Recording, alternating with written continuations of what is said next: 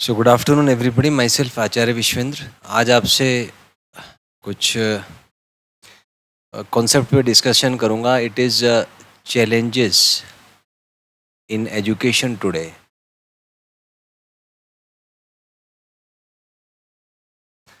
तो आज जैसा कि आपको पता ही है, एजुकेशन इज़ हाईली कॉम्पिटिटिव।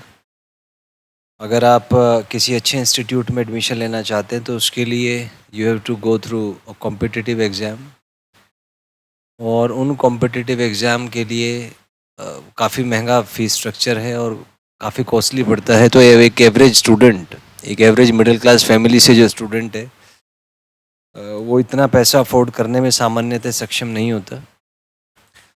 और वैसे तो फ्री में यूट्यूब पे काफ़ी ऑनलाइन रिसोर्सेज आजकल अवेलेबल हैं, लेकिन वो भी ऑनलाइन रिसोर्सेज जो हैं, these are not optimized as per the exam is concern.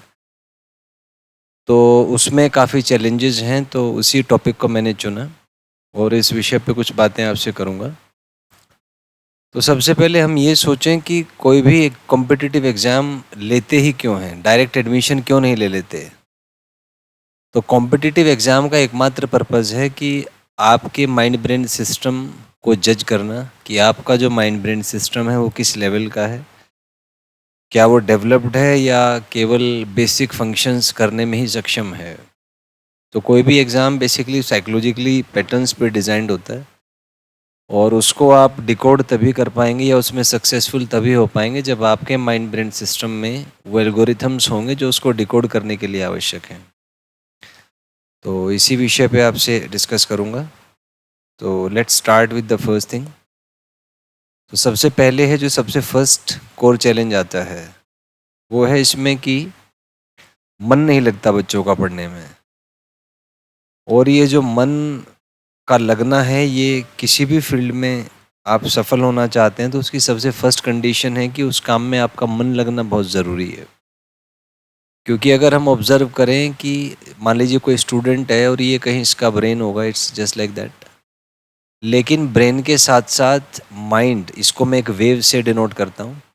तो ये दोनों जब तक एज अ सिस्टम इफ़ेक्टिव काम नहीं करेंगे, तब तक रिज़ल्ट नहीं आ पाता किसी भी कॉम्पिटिटिव एग्ज़ाम की। आप केवल एक्टिंग करते हैं तैयारी करने की, बट इफ़ेक्टिवली आप उसको प्रिपेयर नहीं कर पा रहे हैं। तो जो फर्स्ट कंडीशन है एग्ज़ाम की तैयारी करने से पहले, you must make sure that your brain and mind are working together as a system. तो पहला जो टास्क है वो ये होना चाहिए कि एक अपने माइंड ब्रेन सिस्टम को थोड़ा सा एक प्रोसेस उसमें एक डेवलप करें, जिससे आपका माइंड ब्रेन सिस्टम अच्छे से काम कर पाए, अच्छे से फंक्शन कर पाए। तो इसका जो पहला स्टेप है वो ये है कि अपने इमोशंस को ऑब्जर्व करें। और जब भी कोई काम स्टार्ट करें तो या तो हम नेगेटिव इमोशन में वो काम स्टार्ट करते हैं या पॉजिटिव इमोशन में स्टार्ट करते हैं। बट अगर आप एक न्यूट्रल इमोशन से कोई काम स्टार्ट करेंगे, तो न्यूट्रल मतलब शून्य, तो ज़्यादा गहराई तक आप उसमें जा पाते हैं। तो जो काम आप कर रहे हैं वो माइंड की बहुत डीप लेवल तक वो पहुंच पाता है, और माइंड ब्रेन बहुत अच्छे से कोऑर्डिनेट कर पाते हैं, और इसी कोऑर्डिनेशन की वजह से रिजल्ट आपका अच्छा रहता है, चाहे आप कोई भी काम करें।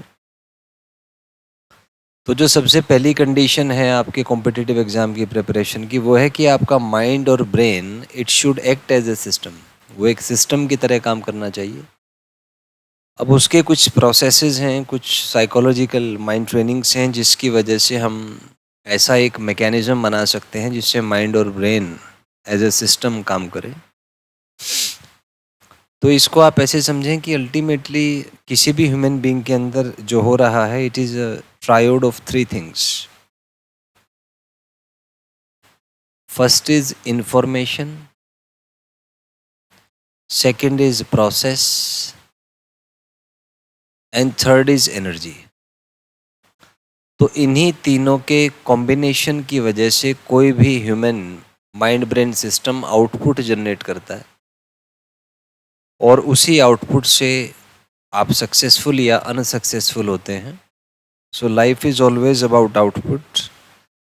आप लाइफ की किसी भी स्टेज में हो, अल्टीमेटली अगर आपको सरवाइव करना है, लाइफ जीनी है, तो एक सर्टेन आउटपुट आपको देना ही पड़ेगा।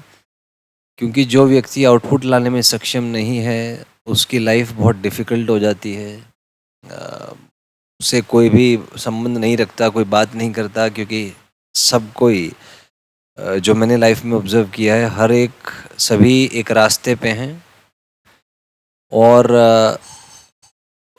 वो एक सामान्यतः सोचते हैं दूसरे जो भी लोग उनके संपर्क में हैं कि इनको यूज़ करके हम कैसे आगे बढ़ें। सो सामान्यतः लाइफ ऐसी ही है। ये कड़वी है बात परंतु सत्य है। तो जिसका भी ब्रेन ठीक से डेवलप हो गया है, वो अपने आसपास के लोगों को रिसोर्स की तरह यूज़ करता है और आगे बढ़ जाता है। ये आज का परम सत्य है। तो इसलिए ये बहुत ज़रूरी है कि आप अपने आप में सक्षम बने, एक ऐसा सिस्टम अपने आप को बनाएं जिससे एक सर्टेन आउटपुट आप दे पाएँ और जिसका यूज़ करके कुछ अच्छा आपसे आउटपुट जनरेट हो पाए।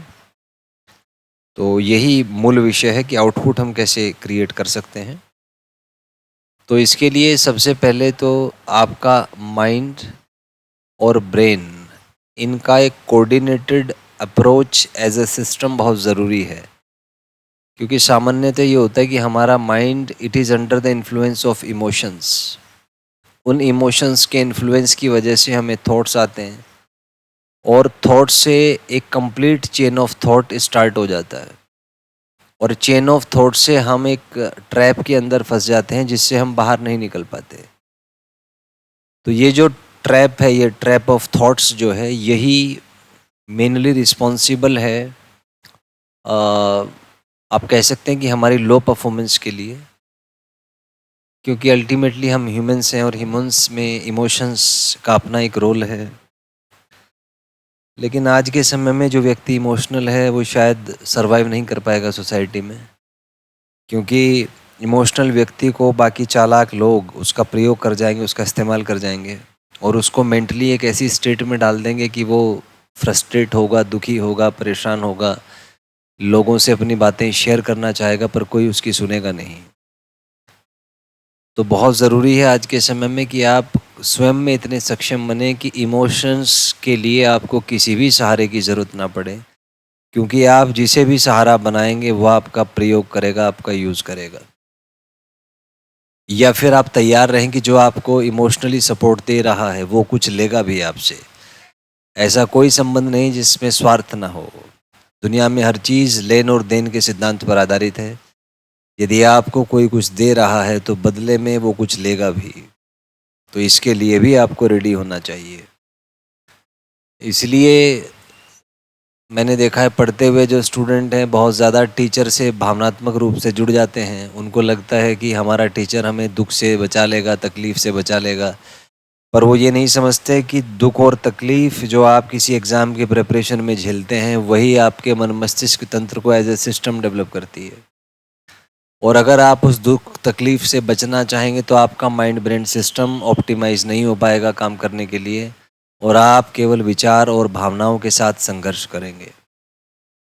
जो बच्चे कॉम्पिटिटिव एग्ज़ाम्स में सेलेक्ट होते हैं, सबसे पहले तो उनकी मेमोरी बहुत शार्प होती है, शार्प मेमोरी। लगभग 2 साल में उन्होंने जो पढ़ा है, 3 घंटे के दौरान वो संपूर्ण तरीके से उसको रिटेन करने में सक्षम होते हैं। यही उनकी सफलता का मूल मंत्र है। लेकिन ये जो मानसिक गुणवत्ता है, ये एक दिन में विकसित नहीं होती। बच्चे को क्लास 5 से ऐसे बच्चों के पेरेंट्स उनके मन मस्तिष्क पे काम करना प्रारंभ कर देते हैं। वो धीरे धीरे धीरे उनके मन मस्तिष्क को ट्रेन करते हैं और 5 से 12 लगभग 8 साल, तो 8 साल में उनका मन मस्तिष्क तंत्र बहुत मजबूत हो जाता है और उसी मजबूती के कारण वो ऐसी एक्सेप्शनल रिजल्ट्स लेके आता है। तो जो कोर चैलेंज है वो है कि वो जो मन मस्तिष्क तंत्र है वो कैसे विकसित किया जाए एक आम बच्चे में, जिससे वो भी सफल हो पाए, जिससे वो भी उन मानसिक शक्तियों को प्राप्त कर पाए जिसके कारण वह व्यक्तिगत, सामाजिक तथा कह सकते हैं कि राष्ट्रीय स्तर पर ख्याति प्राप्त करे। इस विषय में नेक्स्ट वीडियो आपसे डिस्कस करूंगा। धन्यवाद। Have a nice day.